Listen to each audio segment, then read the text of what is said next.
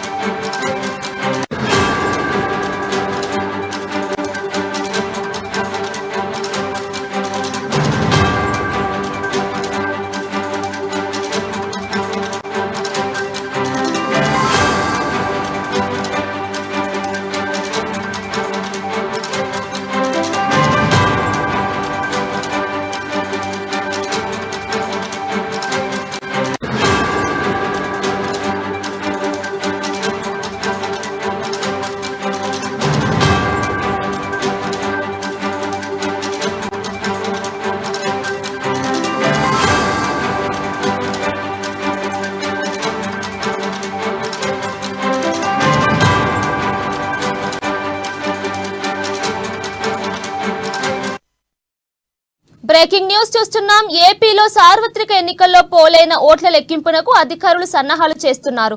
రాష్ట్రంలో ఎలాంటి అవాంఛనీయ ఘటనలకు తావు లేకుండా ఓటర్లు ఓటు హక్కును వినియోగించుకున్నారు. రాజకీయ పక్షాల అభ్యర్థులతో పాటు అందరూ సంయమనంగా వ్యవహరించారు.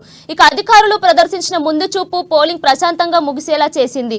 ఇప్పుడు కీలక దశ ఓట్ల లెక్కింపు. స్ట్రాంగ్ రూమ్ల పరిసరాల్లో 3 అంచెల భద్రతను మరింత కట్టుదిట్టం చేస్తున్నట్లు ఎన్నికల అధికారులు ప్రకటించారు. అనధికార వ్యక్తులు ఎవరూ అనుమతి లేకుండా వీటి పరిసరాల్లో సంచరించవద్దంటూ వార్నింగ్ ఇచ్చారు. ఈ కౌంటింగ్ పూర్తయ్యే వరకు కంటి మీద కునుకు లేకుండా భద్రతా ఏర్పాట్లను పర్యవేక్షించాలని నిర్ణయించారు. సీసీ కెమెరాల నిర్వహణపై పూర్తిగా దృష్టి పెట్టారు. ఓట్ల లెక్కింపునకు వీలుగా ఎన్నికల కమిషన్ తగు మార్గదర్శక సూత్రాలను జిల్లా ఎన్నికల అధికారులకు వివరించే పనిలో పడింది. స్ట్రాంగ్ రూమ్ల వద్ద పటిష్ట భద్రతా చర్యలు చేపట్టాలని రాష్ట్ర ప్రధాన ఎన్నికల అధికారి ముఖేష్ కుమార్ మీనా ఆదేశించారు. అనుక్షణం అప్రమత్తంగా ఉండాలని, ఎలాంటి అవాంఛనీయ సంఘటనలు చోటు చేసుకోకుండా జాగ్రత్త వహించాలని అధికారులకు సూచించారు. దీనిపై మరిన్ని అప్డేట్స్ కడప నుంచి మా ప్రతినిధి యూసఫ్ అందిస్తారు. చెప్పండి యూసఫ్.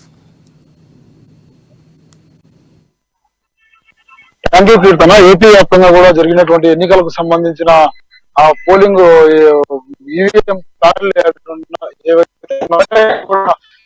కేంద్రాల్లో భద్రపరిచారు. పూర్తి స్థాయిలో చూసినట్లయితే ఎన్నికల అనంతరం చోటు పరిణామాలను ఎన్నికల సంఘం చాలా సీరియస్ గా తీసుకుంది. ఎన్నికల అనంతరం జరిగినటువంటి గొడవలు కావచ్చు, తదితర అంశాలు కూడా పోలింగ్ రోజు జరుగుతాయని చెప్పేసి ఇంటెలిజెన్స్ వర్గాలు ఇచ్చినటువంటి సమాచారం మేరకు పూర్తి స్థాయిలో ఈవీఎం ప్యాడ్లను ఎక్కడైతే భద్రపరిచారో అక్కడ పూర్తి స్థాయిలో మూడంతల భద్రతను ఏర్పాటు చేశారు.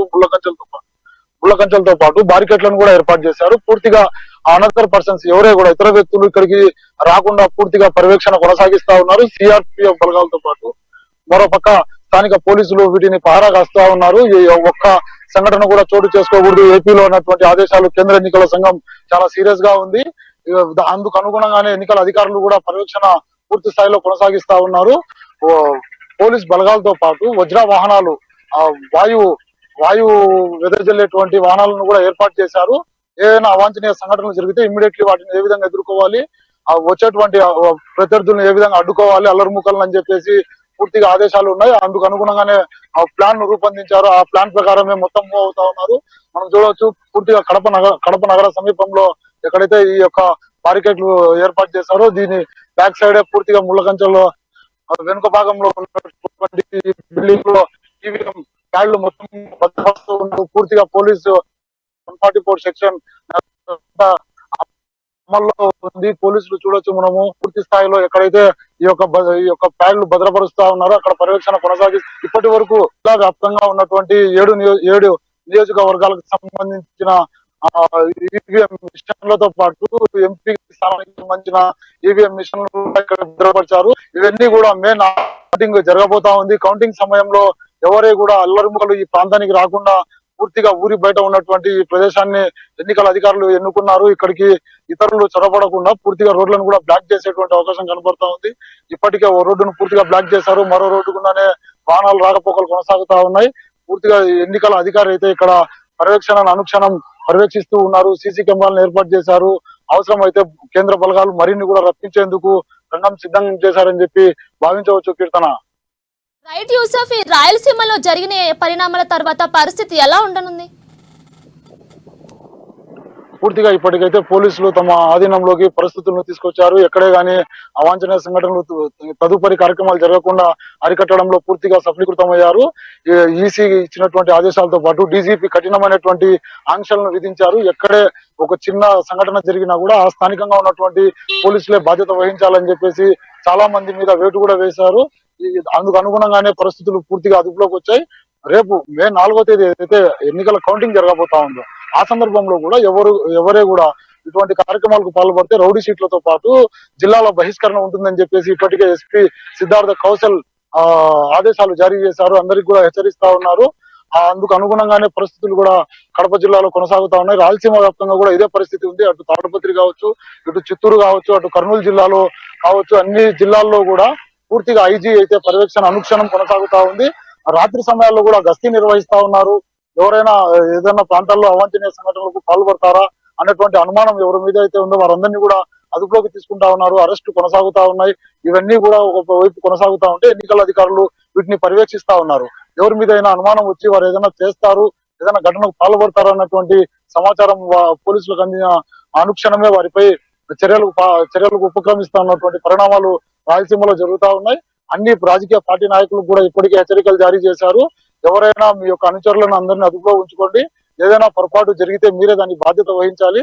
ఎన్నికల్లో గెలిచిన తర్వాత కూడా పరిణామాలు చాలా తీవ్రంగా ఉంటాయని చెప్పేసి పోలీస్ శాఖ హెచ్చరిస్తున్నటువంటి పరిస్థితిగా భావించవచ్చు. కీర్తన. ఓకే యూసఫ్, మరి జూన్ 4th కౌంటింగ్ తర్వాత రాయలసీమలో పరిస్థితి ఎలా ఉండనుంది? పూర్తిగా చల్లటి వాతావరణంలోనే ఎన్నికల కౌంటింగ్ కొనసాగే పరిస్థితి ఉంది. ఎక్కడే గానీ ఎటువంటి అవాంఛనీయ సంఘటనలు చోటు చేసుకోకుండా పూర్తి సమాచారాన్ని ఇప్పటికే ఇంటెలిజెన్స్ వర్గాలు సేకరించాయి. ఎవరైతే ఏదైనా అఘాయితాలకు పాల్పడతారని చెప్పి అనుమానం ఉందో వారిని అందరినీ కూడా దాదాపు వారం రోజుల నుండి కౌన్సిలింగ్లు కొనసాగుతా ఉన్నాయి. అందరినీ కూడా అదుపులోకి తీసుకుంటా ఉన్నారు. అల్లరిముకలను అదుపులోకి తీసుకొని చాలా మందికి ఇప్పటికే జైలుకు పంపించారు. తాడపత్రికి సంబంధించిన 120 నుండి 130 మందికి రౌడీ షీటర్లు ఎవరైతే ఉన్నారో వారందరినీ కూడా కడప సెంట్రల్ జైలుకు తరలించారు. ఇక్కడ ఉన్నటువంటి అల్లరిముకలను కూడా అదుపులోకి తీసుకొని 2 టౌన్ పోలీస్ స్టేషన్ కి సంబంధించినటువంటి సిఐ ఇప్పటికే రిమాండ్ కి తరలించినటువంటి పరిస్థితులు కనబడతా ఉన్నాయి. సిద్ధార్థ కౌశల్ కడప జిల్లా ఎస్పీ ఎవరైతే ఉన్నారో సిద్ధార్థ కౌశల్ జిల్లాలోని అన్ని ప్రాంతాలను సందర్శిస్తా ఉన్నారు. అన్ని పోలీస్ స్టేషన్లలో స్థానికంగా ఉన్నటువంటి వారిని పిలిపించి మందలిస్తా ఉన్నారు. మీరు అనవసరంగా గొడవల జోలికి వెళితే మాత్రం తాట తీస్తామన్నటువంటి ఒక హెచ్చరికను అయితే జారీ చేస్తా ఉన్నారు. ఆ మాట వినకుండా మీరు మీ పందాలు మీరు అదే విధంగా ముందుకు వెళ్ళినట్లయితే పోలీస్ శాఖ ఏం చేయాలో ఆ పరిణామాలు అదే విధంగా ఉంటాయి. వాటిని అన్నింటినీ మీరు ఎదుర్కొనేందుకు సిద్ధంగా ఉండండి. యాక్షన్ జోలికి వెళ్ళకూడదు. ఎప్పుడే గానీ ఈ ఎన్నికలు ఒక 2-3 రోజుల తర్వాత పూర్తిగా ఫలితాలు వచ్చిన తర్వాత కొత్త ప్రభుత్వం ఏర్పడుతుంది. తర్వాత మీ పరిస్థితి ఏంటి అనేటువంటి ఒక ప్రశ్న అయితే వారి ముందర ఉంచుతున్నటువంటి పరిస్థితిగా మనము భావించవచ్చు. Keerthana. Right Yusuf, thank you for the updates.